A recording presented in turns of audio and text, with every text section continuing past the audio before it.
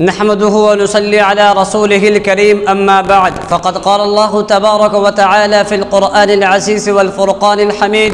فأعوذ بالله من الشيطان الرجيم بسم الله الرحمن الرحيم لن ينال الله لحومها ولا دماؤها ولكن يناله التقوى منكم صدق الله مولانا العظيم وقال النبي صلى الله عليه وسلم إن الله لا ينظر إلى صوركم وأموالكم ولكن ينظر إلى قلوبكم وأعمالكم أو كما قال عليه الصلاة والسلام رواه مسلم۔ معزز و محترم ناظرین کرام، میں امید کرتا ہوں کہ آپ لوگ بخیر و عافیت کے ساتھ ہوں گے۔ آج میں آپ لوگوں کی خدمت میں قربانی کی فضیلت والا موضوع لے کر حاضر ہوا ہوں۔ میں امید کرتا ہوں کہ آپ لوگ میری ان باتوں کو غور سے سماعت فرمائیں گے۔ محترم ناظرین کرام، مسند احمد کی روایت ہے، حضرت زید بن ارقم رضی اللہ تعالی عنہ فرماتے ہیں کہ نبی کریم صلی اللہ علیہ وسلم نے ارشاد فرمایا کہ قربانی تمہارے باپ ابراہیم علیہ السلام کی سنت ہے۔ صحابہ کرام رضی اللہ تعالی عنہ مجمعین نے پوچھا، یا رسول اللہ، ہمارے لیے اس میں کیا اجر ہے، کیا ثواب ہے؟ تو نبی کریم صلی اللہ علیہ وسلم نے ارشاد فرمایا، جانور کے جسم پر جتنے بال ہے، ہر بال کے بدلے ایک نیکی۔ صحابہ کرام نے سوال کیا، یا رسول اللہ، اون کے متعلق کیا فرماتے ہیں؟ کیا اون کے متعلق بھی یہی حساب ہے؟ کیونکہ بھیڑ، دمبا، مینڈا، اونٹ جیسے جانور جن کے خال پر بال نہیں ہوتے بلکہ اون ہوتے ہیں۔ تو نبی کریم صلی اللہ علیہ وسلم نے ارشاد فرمایا، اون کے متعلق بھی یہی ہے کہ اس کے ہر بال کے بدلے ایک نیکی۔ تو آج اللہ تبارک و تعالیٰ قربانی کرنے والوں کو تھوک میں ثواب دیتا ہے کہ ایک جانور کو قربان کرو، اس جانور کے کھال پر جتنے بال ہوں گے، ہر بال پر ایک نیکی تمہارے لیے لکھی جائے گی، ایک نیکی لکھی جائے گی۔ ایک وقت آنے والا ہے کہ اللہ تبارک و تعالیٰ اس پورے نظام کائنات کو ختم کر دے گا اور حشر کو برپا کرے گا، میزان ترازو کو قائم کرے گا، پل صراط کو بچھایا جائے گا، میزان ترازو کو قائم کیا جائے گا، ہر انسان کے اچھے برے کا حساب ہوگا۔ اس دن ایک ایسا ماحول ہوگا کہ وہاں پر انسان ایک نیکی کا محتاج ہوگا،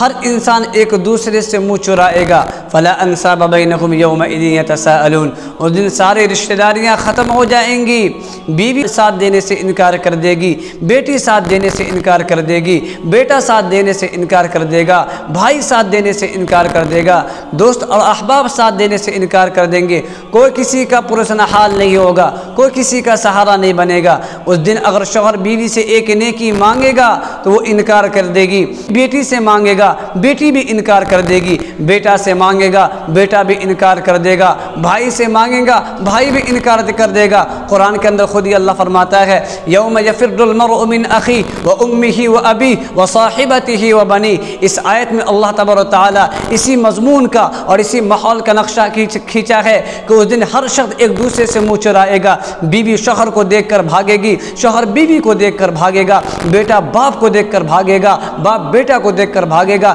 بیٹی ماں کو دیکھ کر بھاگے گی، ماں بیٹی کو دیکھ کر بھاگے گی، اس لیے بھاگے گی کہ آج مجھ سے کوئی ایک نیکی نہ مانگ لے۔ ایک نیکی کے خاطر یہ ہو رہا ہے کہ ایک دوسرے سے لوگ منہ چرا رہے ہیں۔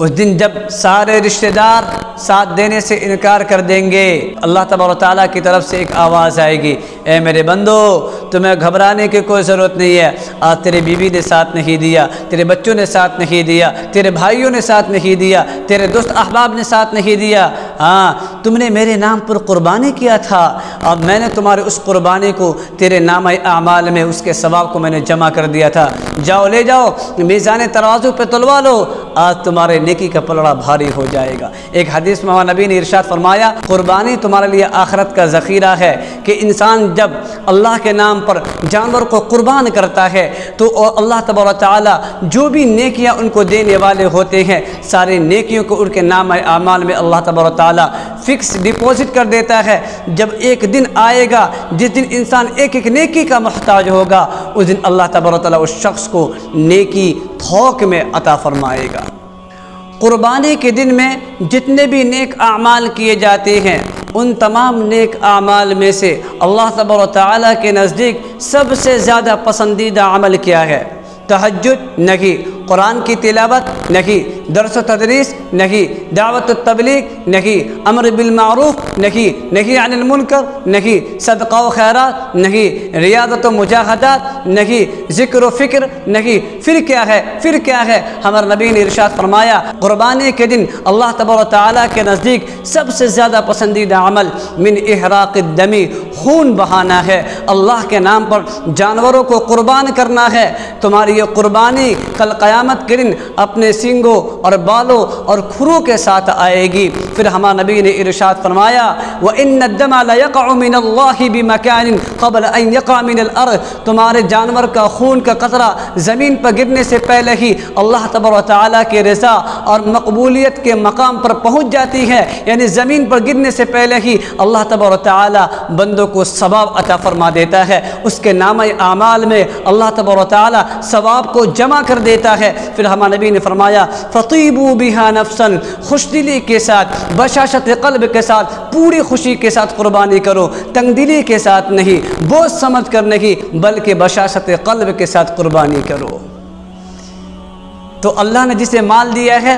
وہ بشاشت قلب کے ساتھ قربانی کرے۔ جو اپنے حیات میں آپ نے نیکی کا کام کر لیا وہی آپ کا اصل ذخیرہ ہے، وہی اصل آپ کا سرمایہ ہے، وہی آپ کا مال ہے۔ جو آپ نے کھا لیا وہ ختم ہو گیا، جو آپ نے پہن لیا وہ بوسیدہ ہو گیا، جو آپ چھوڑ کر جائیں گے وہ اولاد میں وراثت میں تقسیم ہو جائے گا۔ جو آپ اپنی زندگی میں نیک عمل کر کے آگے بھیج دیا وہی آپ کا اصل سرمایہ ہے۔ اپنی زندگی میں جتنا ہو سکے اللہ کے نام پر، اللہ تبارک و تعالیٰ کے نام پر مال کو قربان کرے، جانوروں کو قربان کرے، صدقہ و خیرات کرے، نیک اعمال کرے۔ آنے والا وقت میں کوئی آپ کا سہارا نہیں ہوگا، بیوی بھی ساتھ دینے سے انکار کر دے گی، بیٹی بھی ساتھ دینے سے انکار کر دے گی، بیٹا بھی ساتھ دینے سے انکار کر دے گا، کہ جس کے لیے آپ نے رات کو رات نہیں سمجھا، دن کو دن نہیں سمجھا، رات کو رات نہیں سمجھا، گرمی کو گرمی نہیں سمجھا، سردی کو سردی نہیں سمجھا۔ آپ نے اپنے آرام کو قربان کیا، اپنے جذبات کو سلا دیا، اپنے خواہشات کو قربان کر دیا،